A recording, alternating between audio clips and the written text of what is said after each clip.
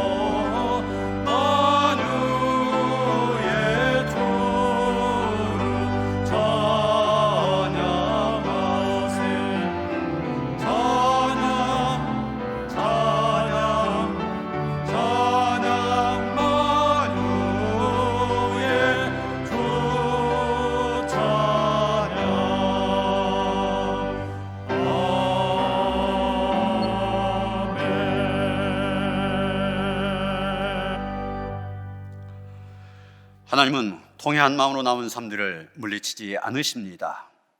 이제 우리 모두 함께 진정으로 우리들이 저지른 죄를 뉘우치고 고백합시다.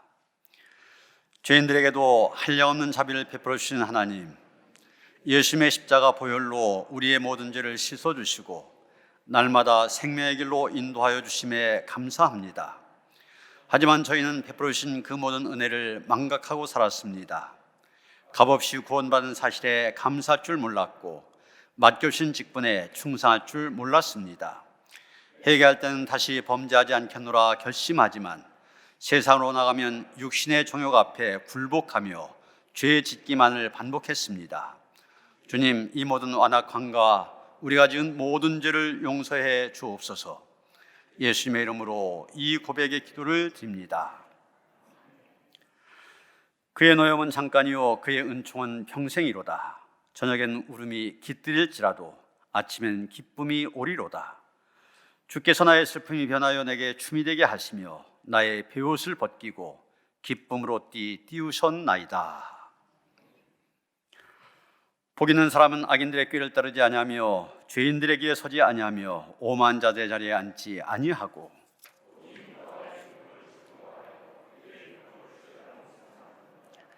그는 시냇가에 심은 나무가 철을 따라 열매를 맺으며 그 잎사귀가 마르지 아니한 같으니 악인들은 그렇지 아니하며 그러므로 악인들은 심판을 견디지 못하며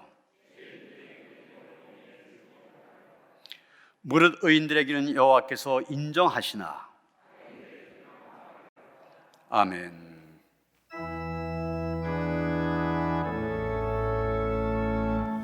성부 성자와 성령 찬송과 영광 돌려 보내세.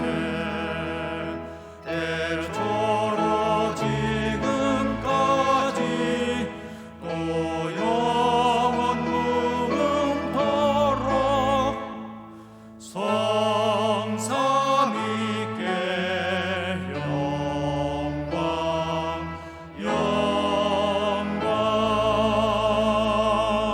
아멘.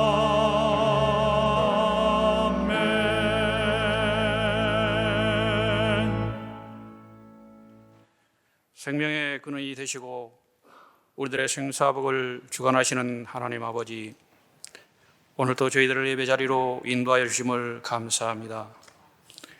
올 한 해도 우리 모두 저마다 새로운 꿈과 소망을 품고 시작했습니다. 그러나 우리가 맞이한 현실은 그리 녹록지 못하다는 것을 우리는 알고 있습니다.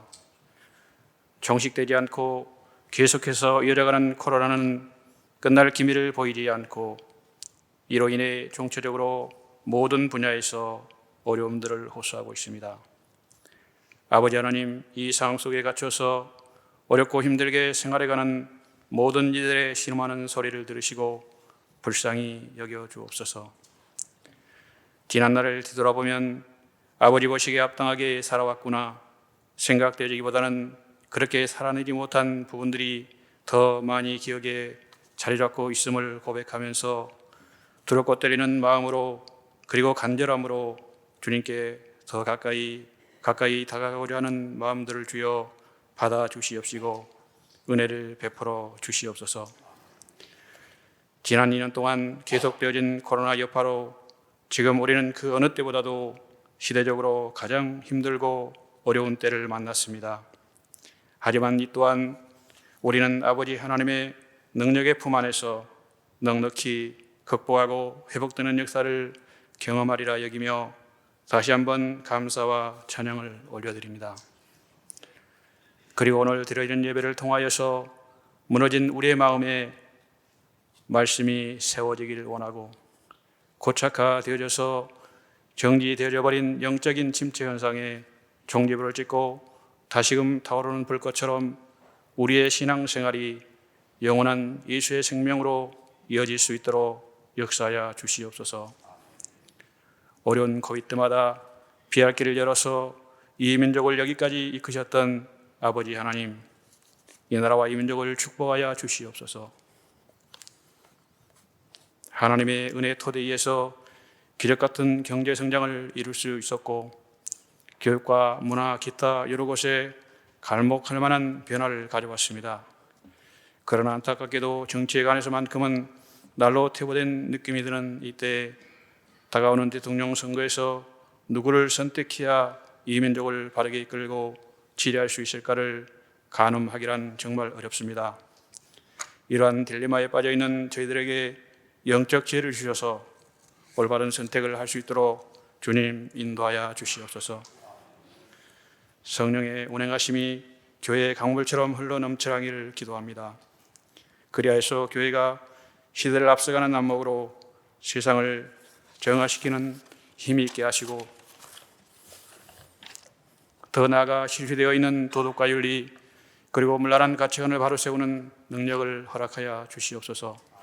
특별히 아버지 하나님의 뜻과 섭리가 있어서 지금 이곳에 우리 노년교회를 세워주심을 감사합니다. 성령께서 뜨겁게 역사하는 교회요 기도 소리가 멈추지 않는 교회이며 찬양으로 하나님께 영광 돌리기를 기뻐하는 우리 노년교회가 지역 주민들에게 선한 영향력으로 다가가 좋은 이웃이 되는 교회되며 또한 하나님의 나라를 이루어가는 전도하는 교회가 되기를 원하고 2022년 우리 교회의 표대로 회복의 은총으로 비상하는 교회가 될 수 있도록 인도하여 주시옵소서. 성령님 이 시간도 바람같이 불같이 생수같이 임하셔서 우리들의 내면 가운데 가리를 틀고 있는 불운한 생각과 고름과 같이 썩어 부패하고 냄새나는 영적으로도 문제시 되는 불의하고 바르지 못한 모든 요소들 도려내고 잘라내어 새로운 살이 돋아는 영적 치유의 역사가 일어나게 하시옵소서. 아버지 하나님, 저희로 하여금 이 세상에서 믿고 있는 것들이 다 흔들리고 무너짐이 있을지라도 오로지 말씀으로 중심을 잡아가는 삶이 될 수 있도록 인도하여 주시옵소서. 귀한 말씀 선포하시는 담임 목사님께 늘 강건함과 영적 능력과 근세를 주옵소서. 그리하여서 우리 노년교회를 주님께서 기뻐하시는 교회로 세워갈 수 있도록 역사하여 주시옵소서. 오늘 또 전해지는 말씀으로 우리 모두 큰 은혜 받고 한 주간도 승리의 삶을 살아갈 수 있도록 인도해 주시옵소서. 저 멀리 이국 땅 메마로 촉박한 곳에서 복음 사역을 위해 헌신하고 수고하시는 선교사님들의 삶을 주님 지켜주옵소서. 그리고 표를 따라 있어야 될 것들을 채워주셔서 어려움없이 주님께서 허락하신 귀한 사역 잘 감당해낼 수 있도록 인도하여 주시옵소서. 그리고 캄보디아 포체통 교회와 한비 선교센터를 축복하옵시며 사역을 위해 수고하시는 유철이 안현주 선교사님 가정과 사역에 주님 함께하는 은혜를 더하여 주시옵소서. 그리고 우리 노년교회가 개척한 기쁨 우리 교회와 나무십자가 교회도 성령님 함께하여 주옵소서. 이른 아침부터 봉사하고 수고하는 손길들을 축복하옵시고 그들의 성김과 헌신이 하늘나라에 크게 기억되게 하옵소서. 글로리아 중찬단의 찬양을 통해 큰 은혜가 더해지기를 바라며 어제나 오늘이나 영원토록 동일하신 우리 주 예수 그리스도의 이름으로 간절히 기도드립니다. 아멘. 하늘에 계신 우리 아버지여, 이름이 거룩히 여김을 받으시오며 나라 임하시오며 뜻이 하늘에서 이룬 것 같이 땅에서도 이루어지이다. 오늘 우리에게 일용할 양식을 주옵시고 우리가 우리에게 죄진 자를 사하여 준 것 같이 우리 죄를 사하여 주옵시고 우리를 시험에 들게 하지 마옵시고 다만 하겠소 구하시옵소서. 나라와 근세와 영광이 아버지께 영원히 있사옵나이다. 아멘.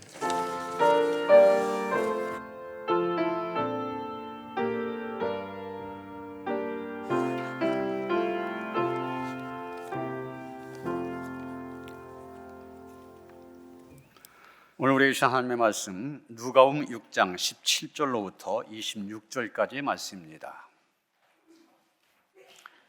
신약성경 98쪽입니다.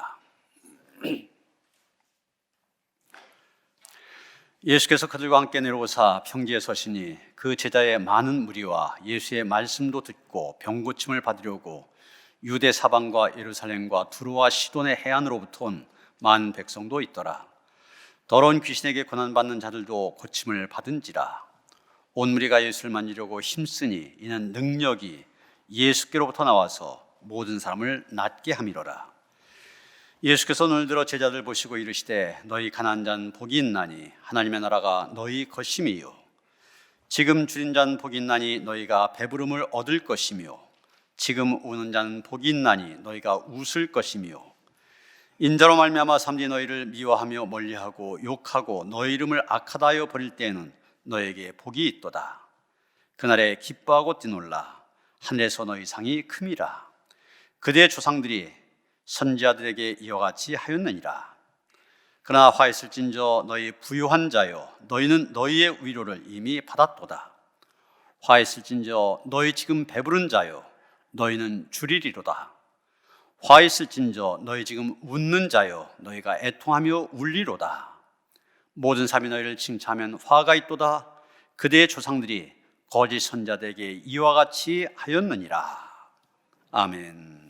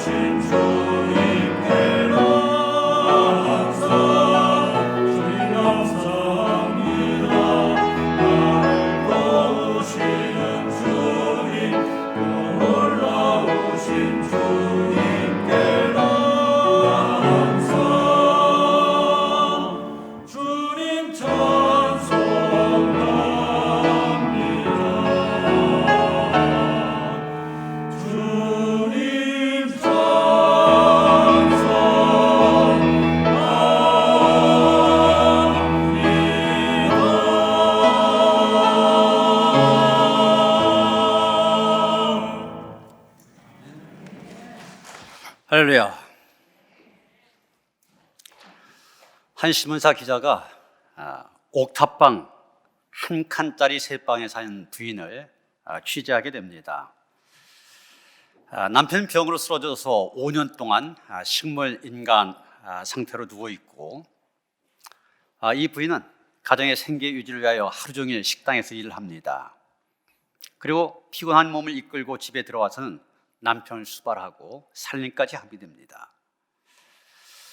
이런 여인에게 기자가 눈치 없이 이렇게 물었습니다. 이곳에 살면서 가장 행복한 순간은 언제입니까? 이런 열악한 환경에서 사는 사람에게는 합당하지 않은 질문입니다. 그런데 부인은 의외로 눈을 반짝이면서 이렇게 대답합니다. 밤하늘의 별을 보면서 식구들의 빨래를 널 때지요. 그때는 행복감을 느껴요. 여러분, 남이 보기에는 행복할 것이 전혀 없어 보이는 환경입니다. 밤에 빨래를 넣는 것도 낮에는 주인집에서 빨래줄을 쓰기 때문에 밤에 널어야 돼. 그런 환경이지만 이 부인, 밤하늘의 별을 보며 사랑하는 가족들의 빨래를 널면서 행복을 느끼고 산 것입니다. 이 이야기는 우리에게 다시 한번 행복이 무엇인가, 복이 무엇인가 생각하게 만듭니다. 여러분, 오늘의 본문의 말씀도 우리에게 이런 복이 무엇인가 다시 한번 생각하게 하는 그런 말씀입니다. 예수님 뭐라고 하셨습니까?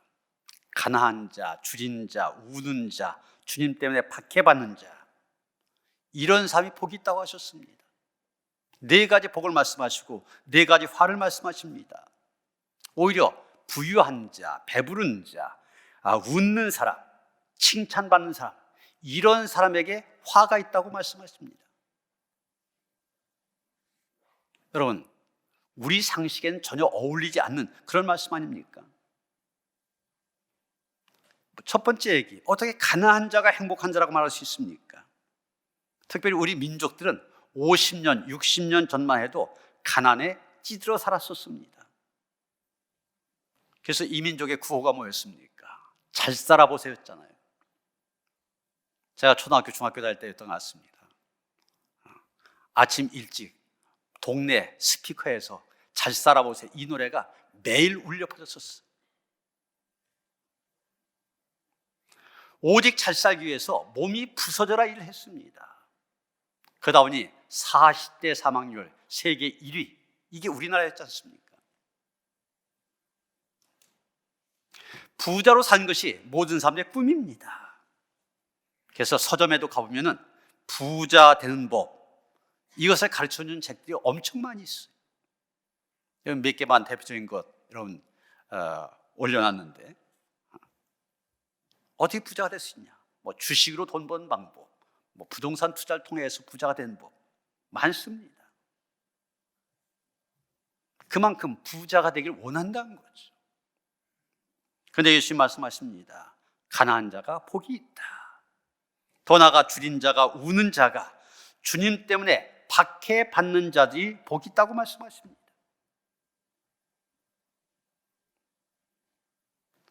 처음에 예화에서 잘 이해가 안 되는 것처럼 예수님의 말씀은 이해가 안 되는 말씀입니다. 그런데 예수님, 어떤 의미에서 이런 말씀을 하시는 겁니까? 먼저 우리는 오늘 이 네 가지 복과 네 가지 화에 대한 선포의 말씀이 평지에서 행하신 평지설교라는 것에 주목해야 됩니다. 오늘 본문이 포함된 누가복음 6장 20절서부터 마지막 절까지 내용을 보면 마태복음 5장서부터 7장까지와 비슷합니다. 물론 내용이 대체로는 비슷하지만 다른 부분들도 있습니다. 그런데 마태복음은 예수님께서 산에서 이 설교를 하신 것으로 되어 있습니다. 마태복음 5장 1절 2절 보면 예수께서 무리를 보시고 산에 올라가 앉으시니 제자들이 나온지라 입을 열어 가르쳐 이르시되, 그래서 보통 산상설교 이렇게 말합니다. 산 위에서 행하신 보배로운 교훈께서 산상보훈 이렇게 말하기도 하고, 산 위에서 말씀하신 아주 빼어난 교훈이다. 그래서 산상수훈 이렇게 말하기도 합니다. 근데 누가복음에서는 평지에서 이 설교를 하신 것으로 되어 있습니다. 17절 보시면 평지에 서신이 그랬잖아요. 그래서 마태복음은 산상설교 그러는데 이 누가복음은 평지설교 이렇게 말합니다. 이 평지라고 한 말 중요한 의미를 갖고 있습니다. 그냥 이런 언덕이 아니라 평탄한 평지다 이런 뜻이 아닙니다. 마태복음이 산을 강조한 것과 비교하면 그 의미를 더 잘 알 수 있게 됩니다. 마태복음에 예수님께서 산 위에서 설교하셨음을 강조하지 않습니까? 그런데 성경에서 산이 어떤 곳입니까? 산은 하나님을 만나는 거룩한 장소입니다.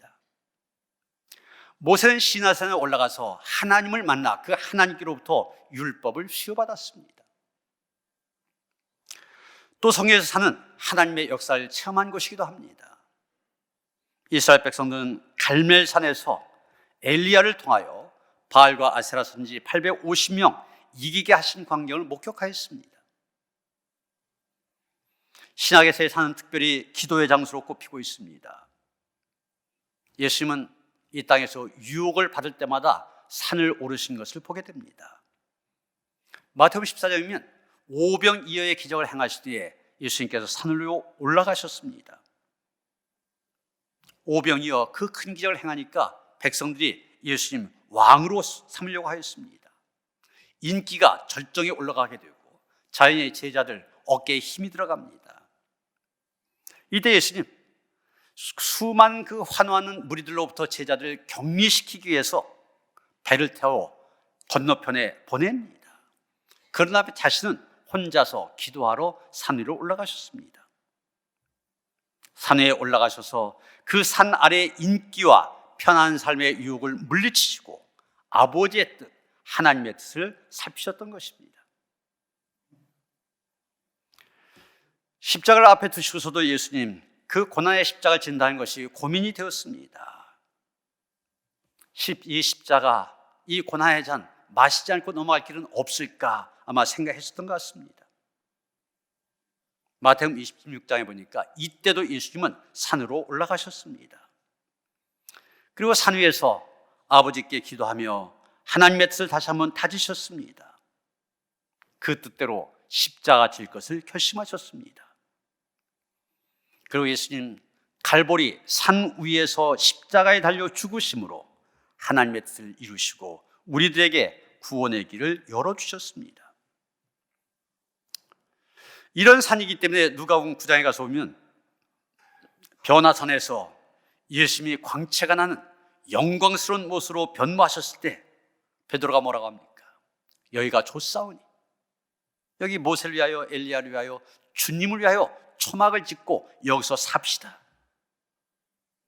그 산 위가 너무 좋으니까 거기에 그냥 머물러 살자고 했지 않습니까?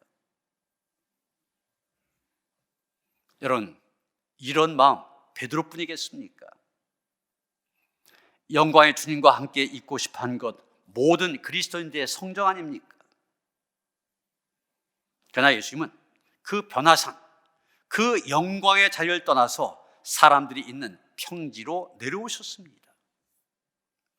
제자들이 섬겨주는 자리보다는 당신께서 섬겨야 될 낮은 자리로 내려오셨던 것입니다. 예수님께서 평지로 내려오시니까 어떤 사람들이 그를 맞이합니까? 온갖 병든 자들, 귀신 들린 자들, 예수님께로부터 고침을 받기 위해 기다리고 있었습니다. 오늘 보면 17절에 보면 예수께서 그들과 함께 내려오사 평지에 서시니 병고침을 받으려는 사람, 더러운 귀신에게 고난받는 자들, 이런 온 무리가 예수를 만지려고 힘썼다 이렇게 말하고 있습니다.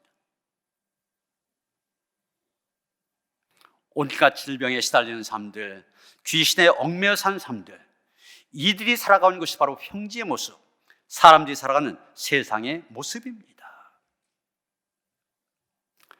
이렇게 볼 때 누가에게 있어서 평지라고 하는 것은 단지 이 산과 비교가 되는 평평한 땅을 의미하는 것이 아닙니다. 그것은 문제투성이의 자리이며 아픔과 슬픔이 있는 곳입니다. 분노가 가득하고 절망의 눈물이 있는 것입니다. 예수님은 그 한가운데 서셔서 그들 향하여 설교하고 계신 것입니다. 제가 신방 가서 좀 힘들어하는 가정에 종종 예를 들어 하는 얘기가 있습니다. 설교 시간에도 얘기를 했었던 것 같은데, 노만 빈센트 필 목사님이라고 계십니다. 적극적인 사고방식으로 유명하죠. 이분이 쓴 책 가운데 그런 얘기가 나옵니다. 한번 길을 가는데 중년의 남자가 아는 척을 합니다. 그러면서 사정 얘기를 하는 거예요. 목사님, 아침에 일하면 문제가 생기고 문제 속에서 하루를 살다가 문제 속에서 하루가 또 저물어 갑니다. 또 일어나면 그 다음 날이면 그 다음도 문제. 이 문제투성의 세상에서 사는 것이 너무나 힘이 듭니다. 사정을 합니다. 그때 필 목사님 얘기합니다. 여기 가까운 곳에 300~400의 인구가 있는데 그중에 문제 있는 사람 한 사람도 없다고. 이 사람이 묻습니다. 아니 거기가 어디입니까? 제가 거기 가서 살고 싶습니다. 필 목사님 대답합니다. 바로 이 언덕 너머에 있는 공동묘지입니다. 여러분, 우리에게 문제가 있다고 하는 것은 내가 살아있다는 증거입니다. 죽은 사람에게 문제가 없어요. 사람이 있는 곳 항상 문제가 있을 수밖에 없습니다. 그 문제 있는 세상을 향하여 예수님 설교하신 것입니다. 예수님 아무것도 없는 허공을 향하여 설교하신 것이 아닙니다. 사람들에게 하고 계십니다. 문제투성의 인생, 갖가지 삶의 고난 속에서 신음하는 인생들을 찾아서 평지에 내려오셔서 그를 향하여 설교하십니다. 바로 그 세상 한가운데서 복된 삶을 살아오라고 말씀하십니다. 그래서 복이 있나니 외치고 계시는 것입니다. 유대인의 지혜서라고 부르는 탈무드에 보면 이런 재미있는 교훈을 우리에게 얘기해주고 있습니다. 하루를 행복하게 살기를 원하는가? 그렇다면 이발을 해라. 일주일을 행복하게 살고 싶다면 여행을 해라. 한 달을 행복하게 살기를 원하는가? 그렇다면 새 집으로 이사를 가라. 새 집으로 이사한 간격 한 달 넘길 수 없다는 겁니다. 더 말합니다. 한 해 동안 행복하기를 원하는가? 결혼을 해라. 허니문의 감동도 1년 이상 넘기기 어렵다는 얘기죠. 그러나 이 탈무드의 결정적인 결론은 바로 이겁니다. 하루, 일주일, 한 달, 1년이 아니라 일생이 행복하기를 원하는가? 이웃을 섬기라. 이렇게 말합니다. 그렇습니다. 평생을 행복하게 산 가장 중요한 비밀이 무엇이냐? 갖가지 문제 속에서 고난 가운데 있는 이웃들, 그 이웃을 품고 이웃을 섬길 때 행복한 삶이 가능하다는 것을 가르쳐주고 있는 것입니다.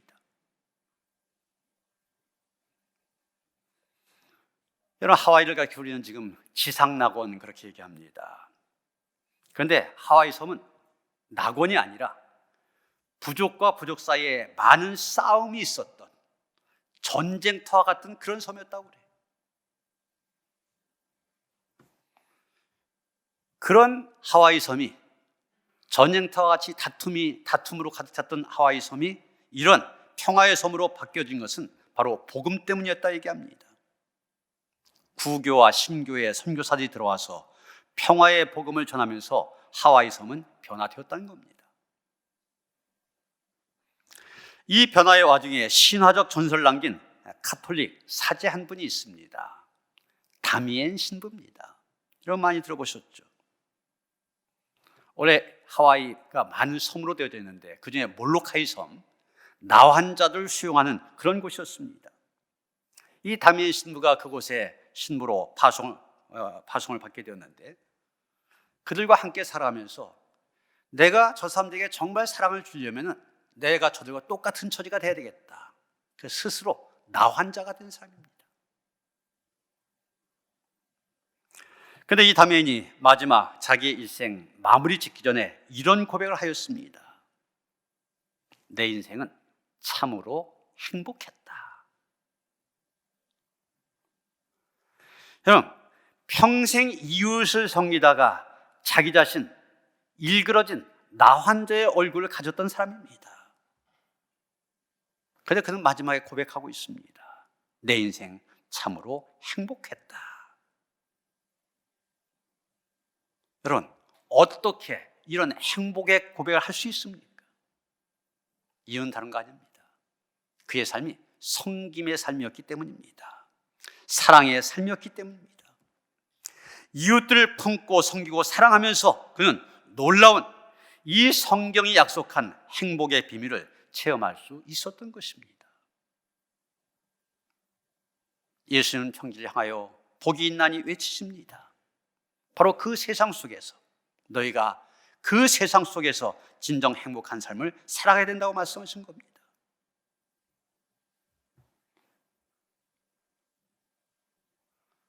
또한 우리가 이 마태복음의 산상설교와 누가복음의 평지설교 차이를 들자면은 마태복음에서는 팔복을 얘기한 데 비해서 이 누가복음은 네 가지의 복과 네 가지 화를 대조하고 있다는 것입니다. 여러분, 우리가 무엇을 설명할 때 효과적으로 사용할 수 있는 방법 가운데 하나가 대조하는 거 아닙니까? 성경 곳곳에는 이런 대조법이 나오고 있습니다. 우리가 좀 전에 교동문으로 시편 1편을 읽었는데 시편 1편도 그렇습니다.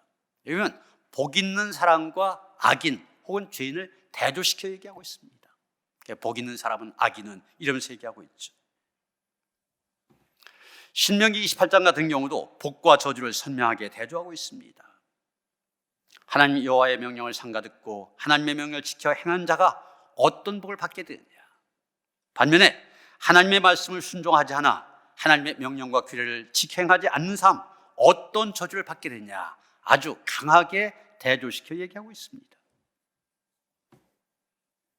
오늘 보면서 예수님도 네 가지 복과 네 가지 화, 그 중에서 무엇을 선택해야 될지 분명히 말씀하고 계십니다.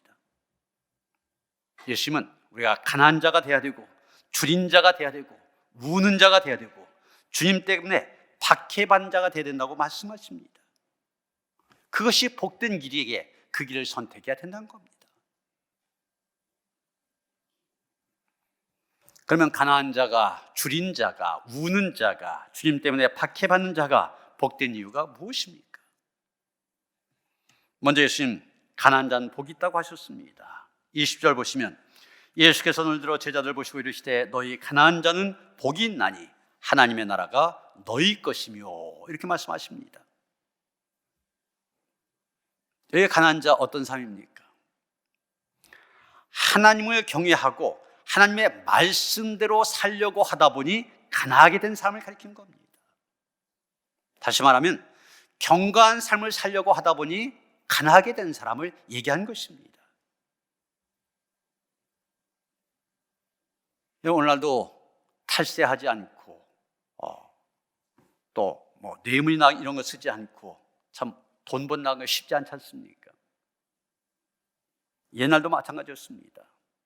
정말 거짓말하지 않고 진리대로 산다면, 하나님의 말씀대로 살려면 부자 되는 것이 매우 어려웠습니다. 이런 제자들도 예수님 부르심 받았을 때 모든 것 다 버리고 주님을 따랐지 않습니까? 예수님은 이런 제자를 향하여서 하나님의 나라가 너희 것이라 말씀하셨습니다. 바로 그 예수님의 예수님의 제자들이 우리의 삶의 모델이 된다는 얘기입니다. 마태복음 4장에 보면 베드로와 안드레, 야고보와 요한 직업이 어부였습니다. 그런데 예수님께서 날 따라 말씀하시니까 배와 금을 다 버리고 심지어 가족까지 뒤로 하고서 예수님을 따랐다고 했습니다. 마태는 세리였습니다. 그 당시 돈 제일 잘 번 자리였습니다. 그런데 그 자리 버리고 예수님을 따랐습니다. 오늘 누가복음의 저자 누가 의사였습니다. 그런데 이 사람도 주의 일을 위하여, 오늘로 말하면 병원에 사표 내고 주님의 뒤를 따랐던 것입니다. 이렇게 예수님의 부르심에 대해서 제자들 한결같이 모든 것을 버려두고 예수님을 따랐습니다.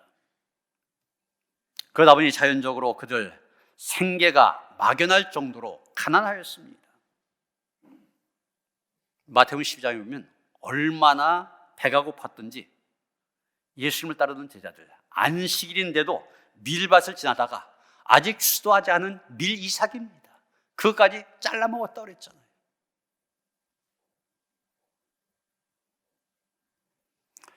근데 마태복음의 산상설교에 보면 누가복음에서는 그냥 가난한 자라고 했는데 마태복음에서는 마음이 가난한 자 이렇게 말하고 있습니다. 마음이 가난한 자는 복이 있나니. 무슨 얘기입니까? 세상적인 것보다도 주님이 더 소중하고 더 귀하기 때문에 육신적인 모든 것을 다 버리고 주님을 따르는 삶, 갈급한 심령으로 주님의 말씀대로 살고자 하는 경건한 삶, 이것이 진정 경건한 자란 얘기입니다. 실제로 제자들, 주님의 것이 더 소중하고 귀했기 때문에 모든 것 다 버렸습니다. 그래서 세상적으로는 가난하게 되었지만 그들의 마음속에는 평안과 기쁨이 충만하였고 하나님의 나라를 소유한 사람들이 되었습니다. 오늘날도 예수 그리스도를 위하여 자신의 모든 것 아낌없이 바치는 믿음의 삶들 얼마나 많이 있습니까? 그러나 세상적으로는 가난할지라도 하나님의 나라를 소유하는 인생, 얼마나 복된 인생인가 다시 한번 생각해야 됩니다. 그리고 예수님 줄인 자가 복이 있다고 하셨습니다. 21절 보시면 지금 줄인 자는 복이 있나니 너희가 배부름을 얻을 것이며, 이 말씀도 마태복음에서는 한마디 더 붙입니다. 의에 줄이고 목마른 자. 줄인 자가 복이 있다고 했는데 줄인 자가 어떤 사람입니까? 줄이되 영적으로 줄인 사람을 가리키는 겁니다. 시편 기자는 영혼의 줄임과 목마름에 대해 이렇게 노래하고 있습니다. 시편 40편 1절 2절입니다. 하나님이여, 사슴이 시냇물을 찾기에 갈급한 같이 내 영혼이 주를 찾기에 갈급하니이다. 내 영혼이 하나님 곧 살아계시는 하나님을 갈망하나니 내가 어느 때에 나아가서 하나님의 얼굴을 배울까? 여러분, 우리 인간은 짐승과는 다른 것이 하나님의 형상대로 지음받았다고 하는 것입니다. 그러기에 돈 많이 벌고 권력을 손에 쥐고 육신적으로 배불렀다고 해서 우리가 참으로 만족한 것이 아닙니다. 우리가 참 만족을 누리고 참된 기쁨을 누릴 수 있는 것은 하나님을 만날 때입니다. 하나님을 만날 때 거기에 영혼의 배부름과 참된 만족이 있게 된 것입니다.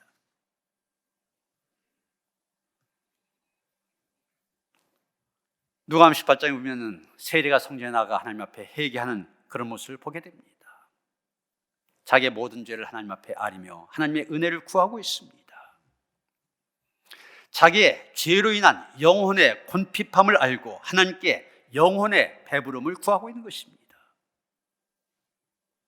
결국 세리는 하나님께로부터 의롭다움을 받고 그 영혼의 만족을 얻고 돌아가게 됩니다.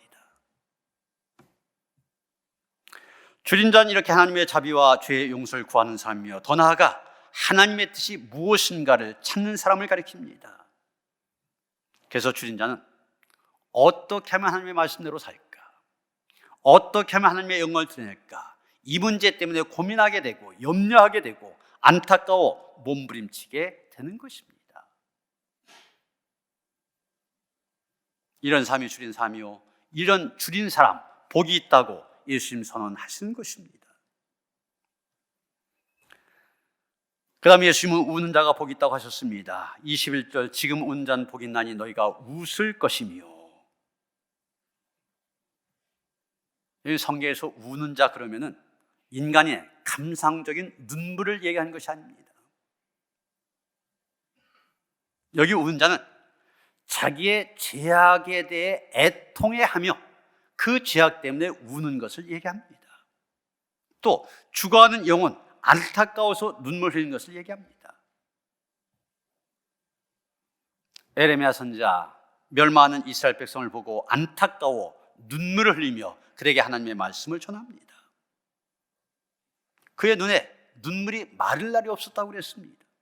그래서 그 별명이 눈물의 선지자입니다.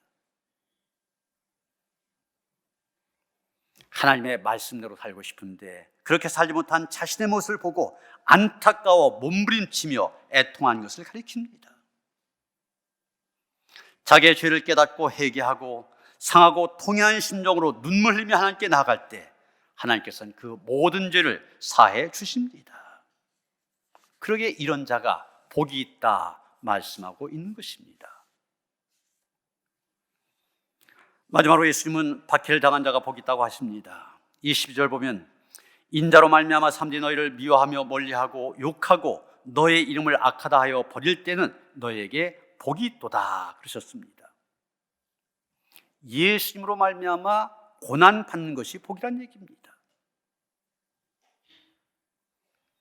베드로전서 2장 20절 21절에 보면 베드로도 같은 얘기를 합니다.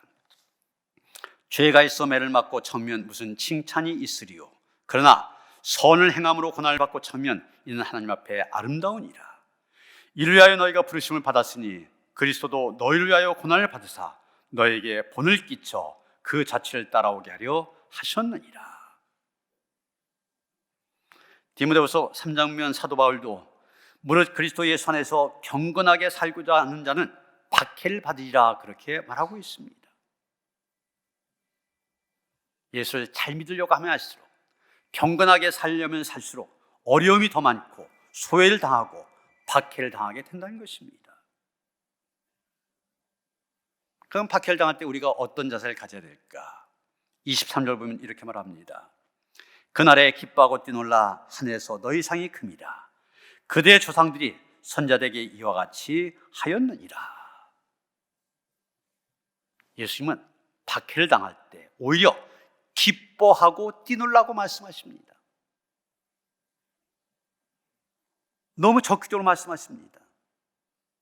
너 지금 어려움 당하고 있는데 오래 좀 참아라, 참고 견뎌라 이렇게 말씀하지 않으십니다. 박해를 당할 때 기뻐하고 춤추라고 하십니다. 하나님 앞에 가게 되면 받게 될 상급을 생각하며 기뻐하라는 것입니다. 갈라디아서 6장 17절이면 바울도 이렇게 말합니다. 내가 내 몸에 예수의 흔적을 지니고 있노라. 예수의 흔적 뭡니까? 복음을 전하다가 맞아서 돌에 맞고 채찍에 맞고 그래서 당한 상처를 얘기한 것입니다. 바울은 그 상처를 자랑하고 있습니다. 왜냐? 그 상처가 바로 상급이기 때문입니다. 사랑하는 성도 여러분, 예수님의 복이 있나니가 선포되는 복된 성도의 자리에 서시기를 바랍니다. 하나님을 경외하고 하나님의 말씀대로 살아감으로 가난한 자가 되어지고 영적으로 줄인 자가 되어지고 목마른 자가 되어지길 바랍니다. 내가 하나님의 말씀대로 살지 못하여 안타까워 몸부림치며 애통한 자가 되어져야만 되고 주의 영광을 위하여 살다가 박해받는 거 오히려 기뻐하는 최후의 승리자가 되시기 바랍니다. 그래서 우리 모두 훗날 주님 앞에 서게 될 때 칭찬과 상급이 준비되고 빛나는 면류관을 받아 쓰는 그런 복된 성들 되어지기를 주님의 이름으로 축원합니다. 하나님, 우리의 귀가 열려져서 진정으로 주님께서 주시는 복이 있나니 음성을 들을 수 있게 하시니 감사드립니다. 하나님, 우리가 깨어 있어서 하나님의 말씀을 제대로 들을 수 있게 하시고 분별할 수 있게 하여 주셔서 세상이 주는 복이 아니라 하늘로부터 내려지는 신령한 복을 사모할 수 있게 하시고 그 복을 누리며 살아갈 수 있는 진정 복된 성도들 되게 하시옵소서. 예수 그리스도 이름 받들어 기도하였사옵나이다. 아멘.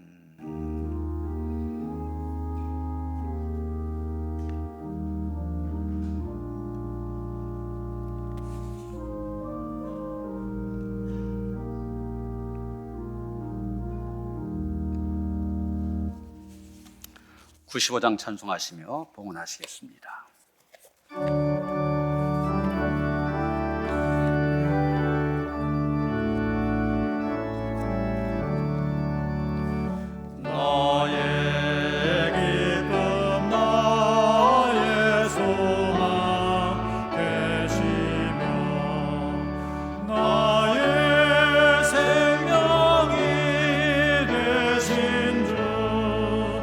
밤낮 불러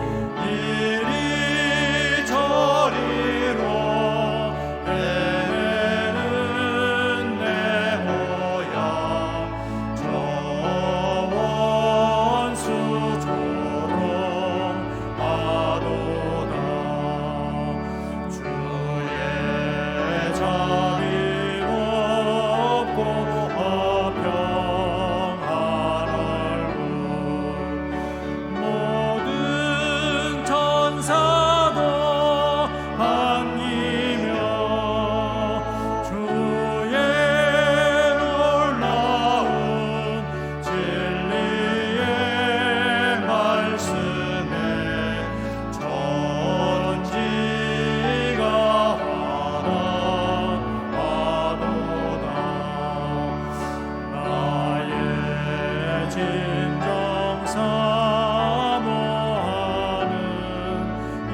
예수님 음성조차도 반갑고 나의 생명과 나의 참 소망은 오직 주 예수 뿐일세.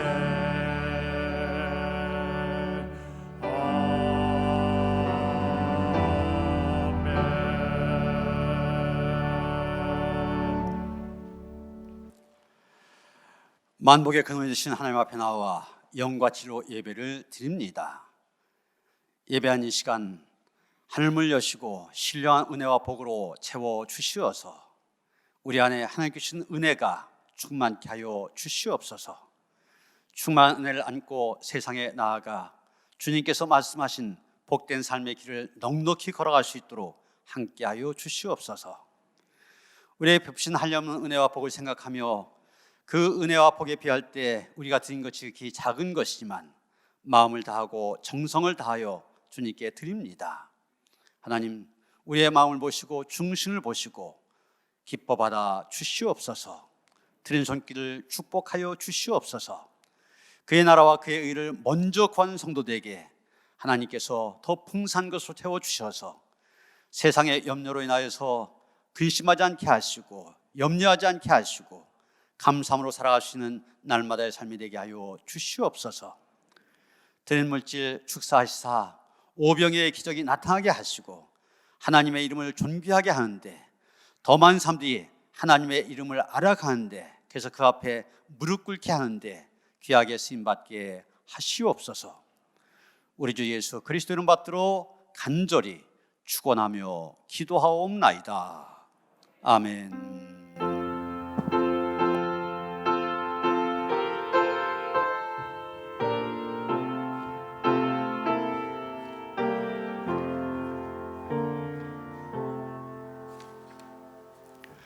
평안히 살 나누시겠습니다. 주님이신 평화가 함께 하시 바랍니다. 인사하시겠습니다.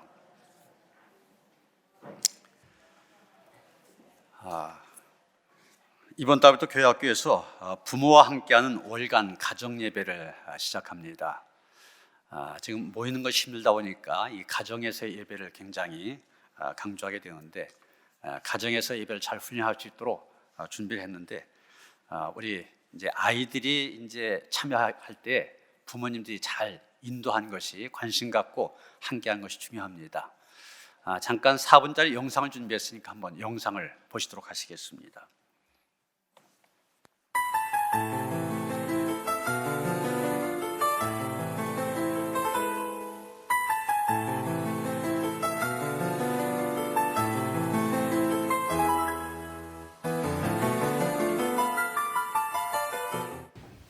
우리 논현교회 우리 또 논현교회 또 교인으로서 우리가 또 우리 한 가족으로서 또 우리 또 교회에서 또 월간 가정 예배를 또 드린다고 하는데 자 요셉이하고 저 다솜이 칼 내려놓고 네. 자 우리 또 한다고 하는데 우리가 오늘 또 가정 예배 또 술소시도 나눠줬어요. 술소시 함께 우리 나누고 이거 나눠주고 함께 우리 시작하도록 하겠습니다. 언제 끝나요? 아직 시작도 안 했는데 뭐 언제 끝나냐고 얘기하면 안 되고 자 이거 이렇게 금방 끝나요. 금방. 네. 엄청 길어. 엄청 길지 않아. 네. 엄청 길지 않고. 네. 자 우리가 또 이렇게 월간 가정 예배 다솜이 칼. 자 함께 우리 찬송가 우리 친구들 우리 아이들 또 이렇게 545장 찬양 좋아하죠? 이눈에 아무진 거 우리 또 엄마가 또 제일 좋아하는 찬양이라 오늘 또 찬양을 선곡을 했으니까 함께 우리 찬양하도록 하겠습니다. 자 시작. 이 눈에 아무진 거 아니 되어도 이거 이렇게 적으면 안 되지 요셉이 똑바로 하고 이 귀에 아무 소리 자 빨리 사탕 줘라 아니 사탕 줘라 이의 소리가 자, 다솜이 칼 똑바로 놔두고 걸어가세. 다솜아 똑바로 앉아야지. 똑바로 앉아야지. 어디다가 걸어가세. 믿음과 힘으로 주여 걸어가세.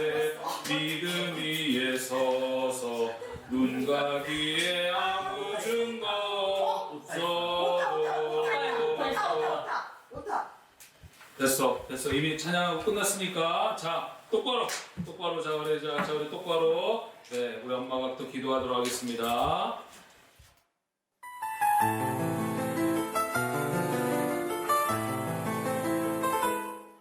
코로나19의 긴 터널을 지나 맞이한 2022년, 우리 노년교회는 회복의 은총으로 비상하는 교회를 꿈꾸며 새해를 맞이했습니다. 이에 발맞추어 노년교회 교회학교에서도 회복의 은총으로 하나 되는 가정을 소망하며 월간 가정예배를 시작합니다. 가정예배는 첫째, 온 가족이 모여 하나님께 예배드리는 시간입니다. 둘째, 가정예배를 통해 우리는 믿음의 가정으로 바로 서게 될 것입니다. 셋째, 가정예배를 통해 자녀들은 하나님을 경외하게 될 것입니다. 가정예배를 드릴 때 좋은 점, 여기서 끝나지 않는데요. 가정예배를 꾸준히 그리고 아름답게 드리는 가정에게는 특별한 선물을 드릴 예정입니다. 무려 외식 상품권, 응모 방법입니다. 이번 달에 한 번 드리는 가정예배의 인증 동영상을 1분 내외로 촬영해 보내주세요. 상반기는 2월부터 7월까지, 하반기는 8월부터 1월까지, 그때까지의 예배 인증을 동영상을 기준으로 부사마다 한 가정씩 뽑아 시상할 예정입니다. 올 한 해 가정예배를 통해 하나님 앞에 아름답게 세워지는 노년교회 모든 가정 되기를 소망합니다. 가정예배 드릴 사람 여기 붙어라. 여러분 그 자녀들이 교회 학교 나온 자녀들이 있는 가정 이런 그 순서지를 가져올 겁니다. 요즘에는 이 잘 돼 있어서 여기에 QR 코드가 다 있어갖고 그거 찍으면 찬송도 나오고요. 아까 그 풀 버전 있다고 그랬잖아요. 그런 것들도 찍으면 바로 나옵니다. 그래서 저희 가정에서부터 아이들이 예배가 훈련이 되어질 수 있도록, 아까 영상 가운데 제대로 훈련되지 않은 모습을 보였잖아요. 그럴 수 있도록 부모님들이 관심을 갖고 협력해 주시길 바랍니다. 시상도 목적지근하잖아요. 적극 참여하시길 바랍니다. 남동 서지방에 다음 주일 오후 4시에 드림교회에서 있습니다. 대표자 명단 주부에 기록했는데 감사님에게서 연락이 오기를 가능하면 참석 안 했으면 좋겠다고요. 왜냐하면 지금 오미크론이 너무 이렇게 강하게 퍼지기 때문에 꼭 필요한 분들, 예를 들면 진급하시는 장로님이라든지 중요한 분과위원회 위원 이런 분들은 꼭 참석하셔야 되지만 그렇지 않은 분들은 위임장을 내주시도록 그런 요청이 왔습니다. 가능하면은 그렇게 위임장 관계 신분증 사본 내주셔서 지방회가 원활하게 진행될 수 있도록 그렇게 해주시길 바랍니다. 김도훈 신혜진 성도님 딸을 보셨습니다. 가정 축하를 드립니다. 서희선 성도님 부친 준학환 장로님, 김미숙 전사님 시모님 소천하셨습니다. 주님의 위로가 함께 하시길 바랍니다. 이 예배 마친 다음에 바로 기회교회 소예배실에서 모입니다. 장로님들 참석해 주시길 바랍니다. 다이너스 429장 찬송하시겠습니다.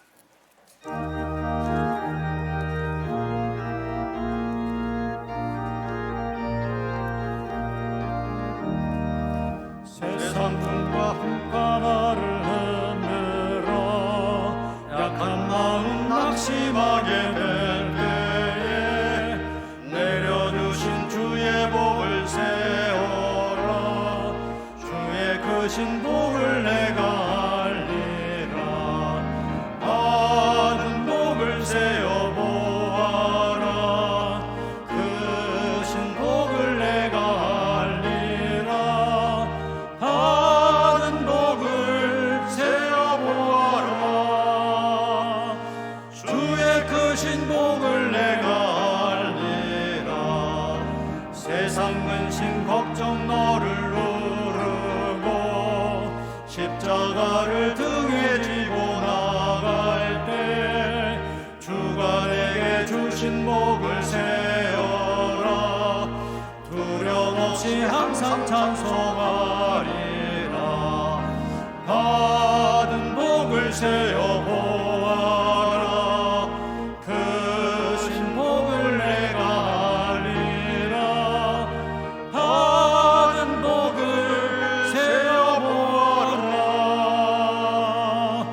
주의 크신 복을 내가 알리라. 세상 권세 너의 앞길 막을 때 주만 믿고 낙심하지 말아라. 천사들이 너를 보호하리니 염려 없이 앞만 보고 나가라. 받은 복을 세어 보아라. 크신 복을 내가 알리라. 받은 복을 세어 보아라. 주의 크신 복을 내가 알리라. 이제는 우리 주 예수 그리스도의 은혜와 하나님 아버지의 그 극진하신 사랑과 성령의 감화감동 역사하심이 세상 사람들이 구한 복이 아니라 하나님께 주시는 하늘의 신령한 은혜와 신령한 복만을 원하며 구하는 성도들, 그 은혜 안에 살아가기를 원하는 성도들 가운데 이제로부터 영원토록 함께 하시옵기를 간절히 축원하옵나이다. 아멘.